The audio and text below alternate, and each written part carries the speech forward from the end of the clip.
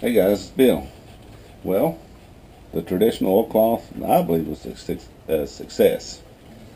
Um, you may remember the part one just a couple weeks ago.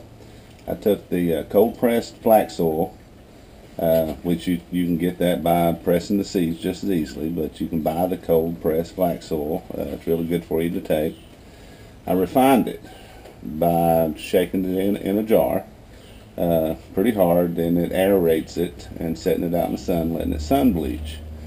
You can do that 2, 3, 4, 5 times if you want. The more you refine it, I guess the better. You're just separating the mucilage part from the oils.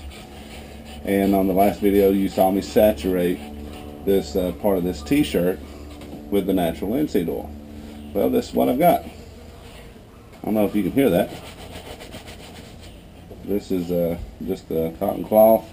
This is almost kind of turned rubbery, but I'm sure it's because of the stretchiness in the cloth. At first it didn't want to dry too well. It's been overcast and rainy here for weeks and weeks and weeks.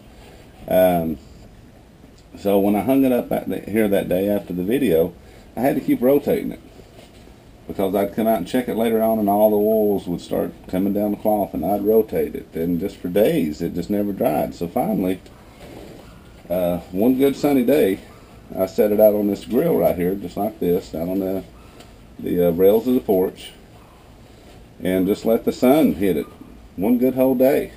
Flipped it a time or two, and it dried almost instantly, just in a good day's time. Just the rainy, humid days just wasn't going to let it dry. So as soon as the sun hit it, it dried really nice. I was able to take what was left in that jar, coat it again. Then it done the same thing, rained for a couple days, and then just a good sun bleaching, or sun drying. That's what we got. Not tacky whatsoever. Still got a good oilcloth smell. A lot of people like that smell. Good, desirable smell. Brings back a lot of good old memories. The oilcloths were used as tablecloths and picnic cloths. I'm sure a lot of people still remember them. So it's a little grainy. I don't know if you can see through there. This would probably be a good application for using some pigments. A lot of people even painted their ground cloths and picnic cloths and tablecloths. I think that was more traditionally, actually, was to paint them between the coats. So, well, let's give it a little quick test. Let's see if it waterproofed it. Now, of course, this right here is, the regular t-shirt. We'll pour that right in there, and you can see that just soaks right in. There wasn't anything done to this guy, and it soaked all the way through, just like we'd expect a cotton cloth to do. Okay, this is the linseed.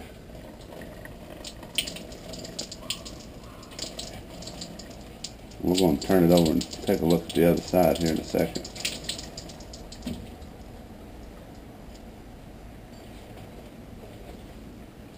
Look at there, dry.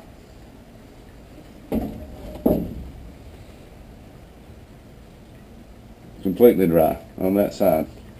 On that side, of course, you can see where the water was at, but I can't even feel any water on the inside. I think we found this a nice little natural way of making a flaxseed into linseed oil. Traditionally, this is probably the way it was really done.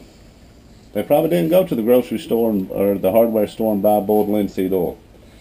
I'd say sun drying, sun bleaching was probably a way to go. I know it was for a lot of artists that actually used duck cloth on their canvas. And you can see that still not went through there whatsoever. I wonder if it'll hold water.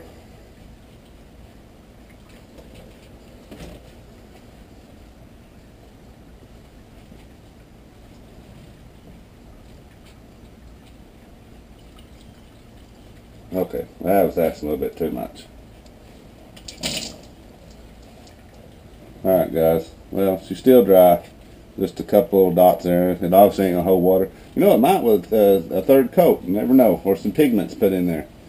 Well, guys, that's the way you make a natural oilcloth.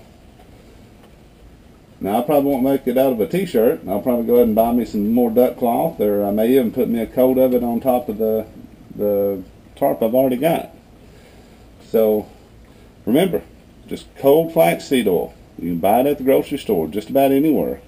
You take it in a glass jar. You put about half and half of water, shake it a lot, let it set for a couple days. Take the oil off the top, put it back in the jar, fill it back up, do it 2 or 3 times. Let it set out in the sun a few days. Let it sun cure right there in the jar with an open lid, so that air can kind of pass through there. And you've got it. Get you some cloth, put it on there. You got you an oilcloth. Alright guys, that's what I know about an oilcloth. Thanks for watching.